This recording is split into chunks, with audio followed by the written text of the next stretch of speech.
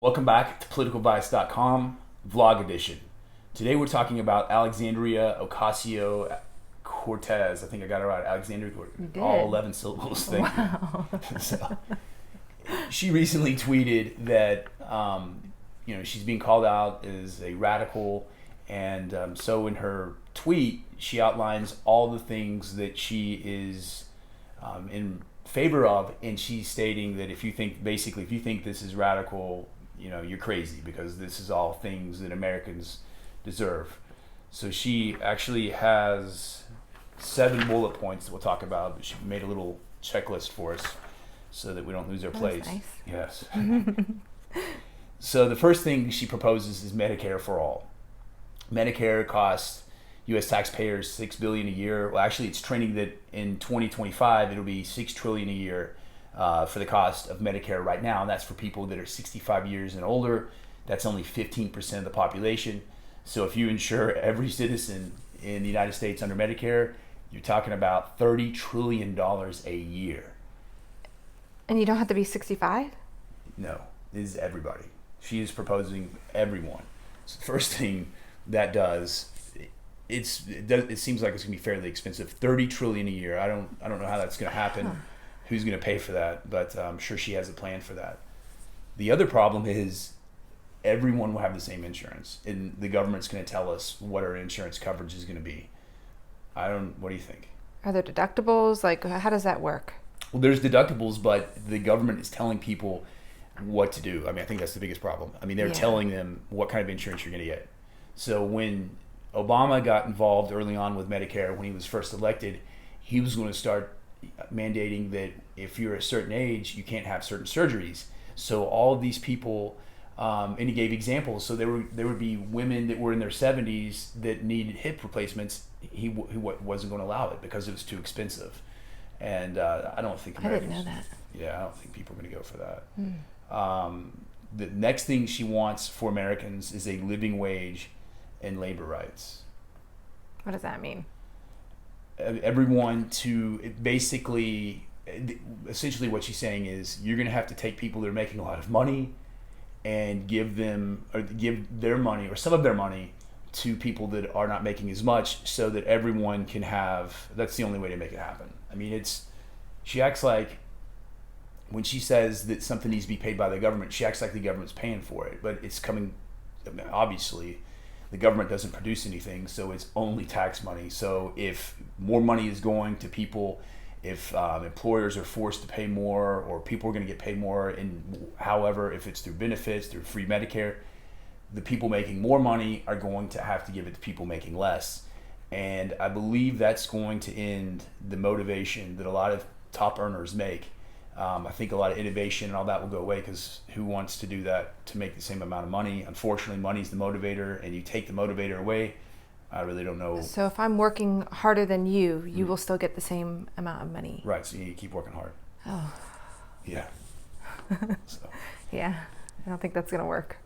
Then the next proposal is what she calls K through 16 schooling, aka public colleges. So basically, she's going to give free college tuition to everyone.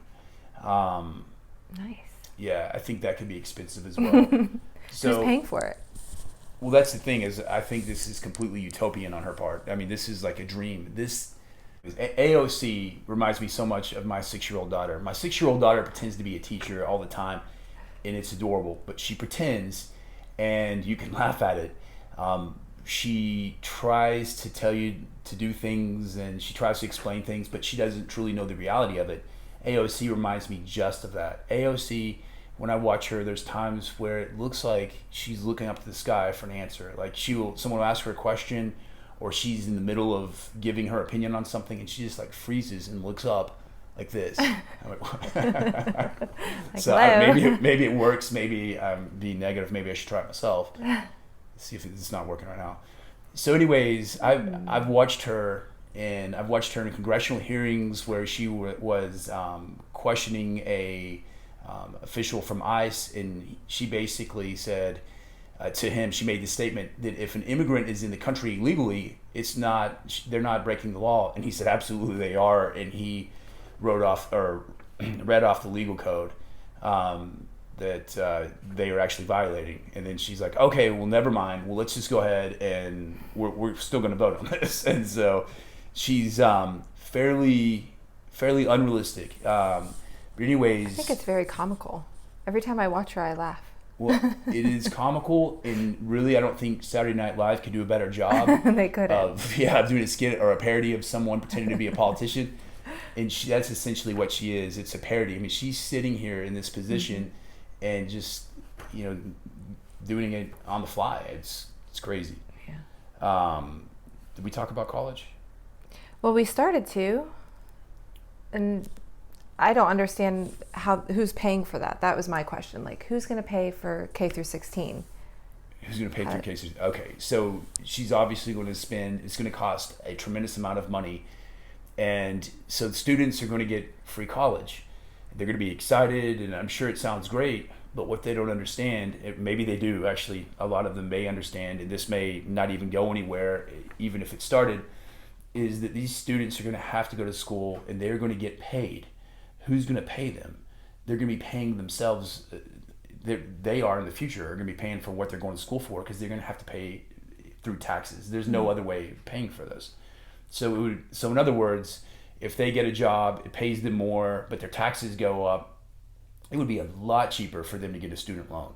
So she thinks that they're getting free education. They're going to pay for this for the rest of your life. A student loan, as long as you make payments on it and don't keep deferring, it gets paid off at some point.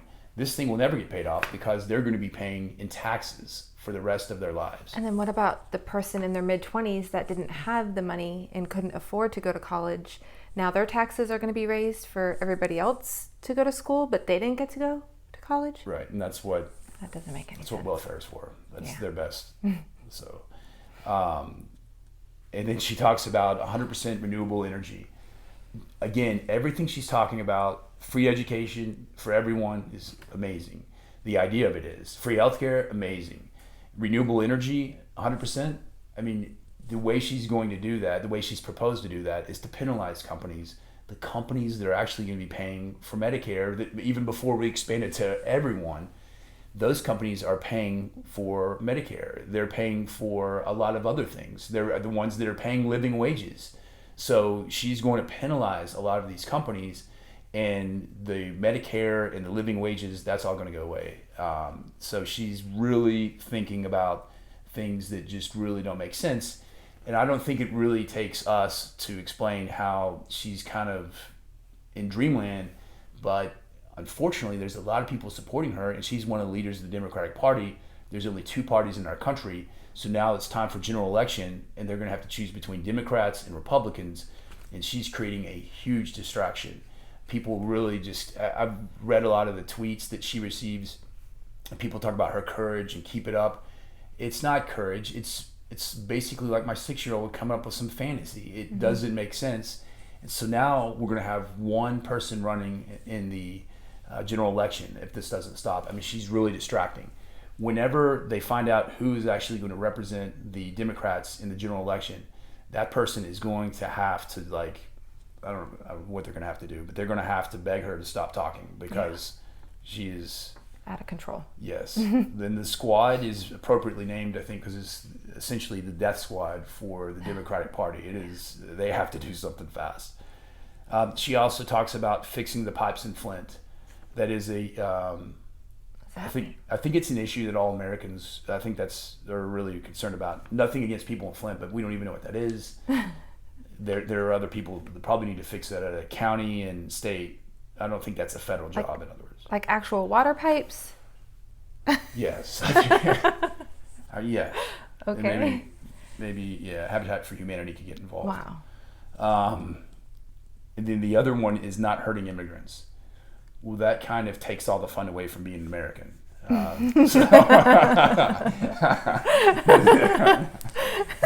not hurting immigrants. Oh Seriously, gosh. Not hurting immigrants. The way to not hurt immigrants is not allowing illegal aliens to come in and take away from all the benefits that that immigrants should have. immigration is something that has been formulated over the years. It has been fine-tuned, and it makes sense. And right now we have an immigration law that makes sense. So to prevent people from crossing the border and doing things they're not supposed to do, harming the citizens, harming the immigrants, we need to take control of them, and that's what we're doing. And when she says hurting immigrants, I think she's talking about what's happening. Well, I know she's talking about what's happening in these detention centers, or retention centers, I think is what they call them. But anyways, she's talking about what's occurring there.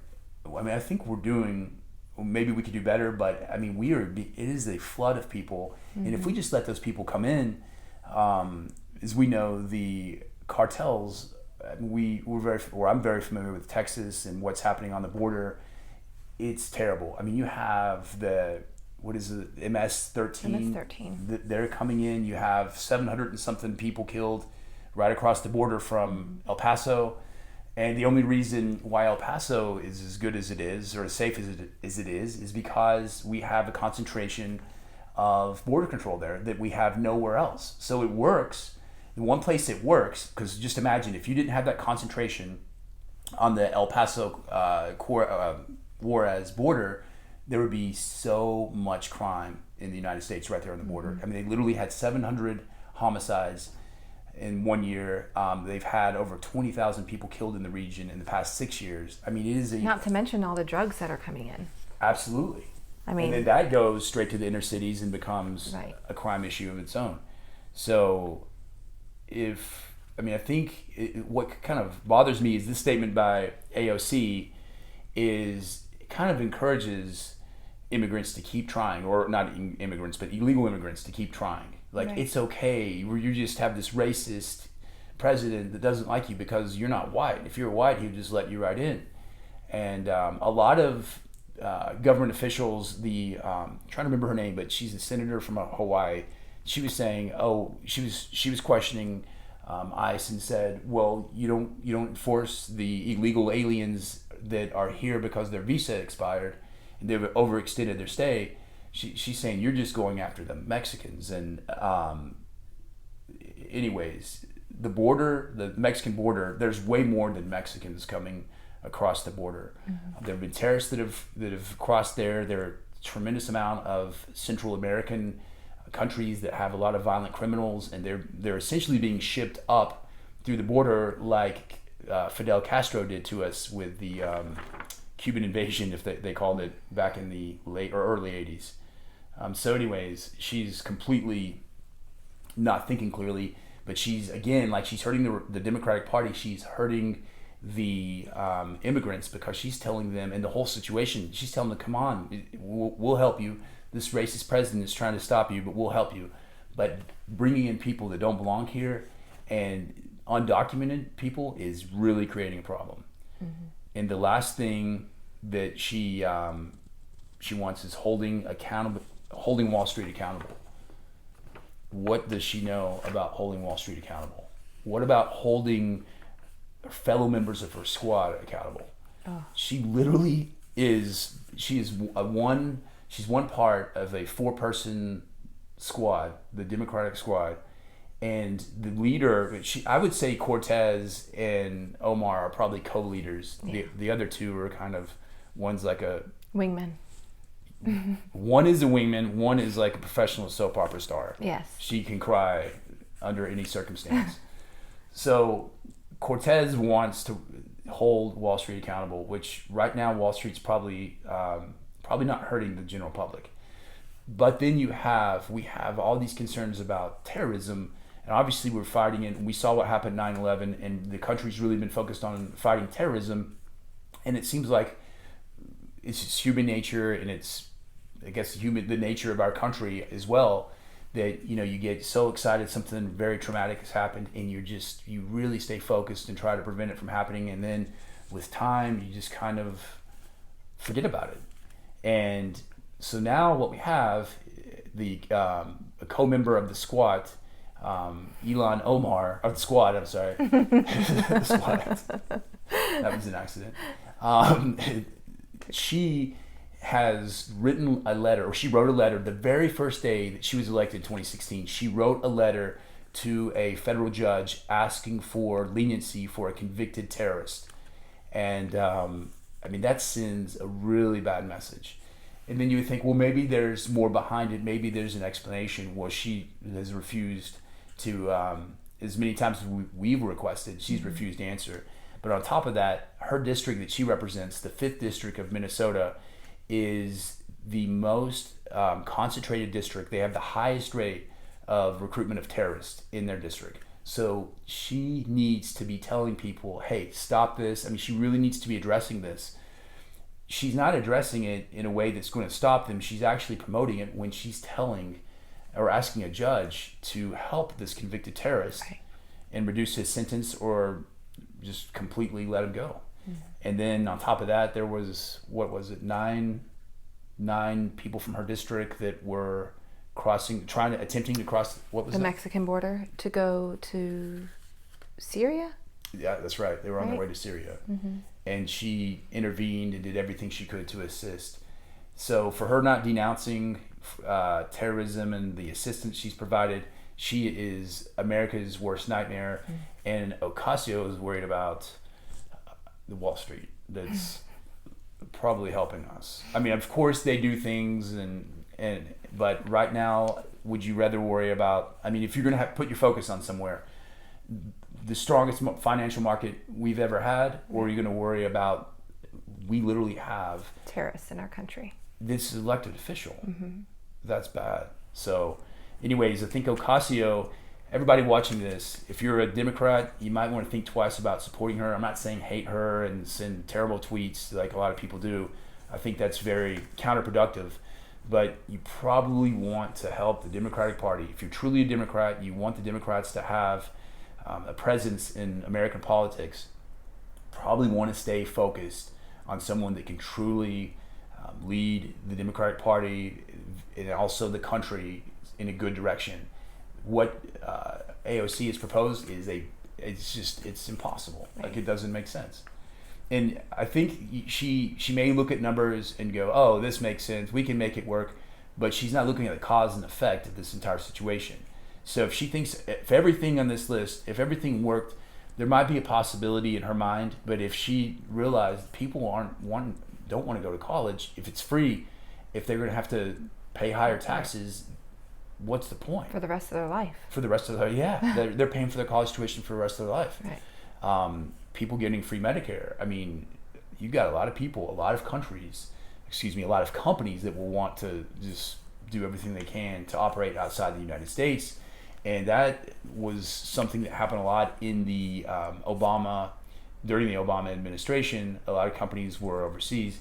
Now we have Trump, and I'm not, and I'm pretty sure you're not, we're not pro-Trump, we're not pro-anyone, we're not Republican or Democrat. It's just common sense of what's happening.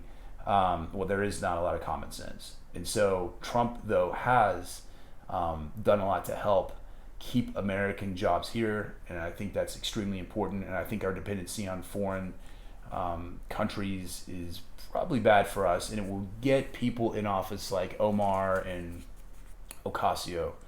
So I think that's one of her names. So that is it. Thank you for joining us at politicalvice.com. We'll see you next time.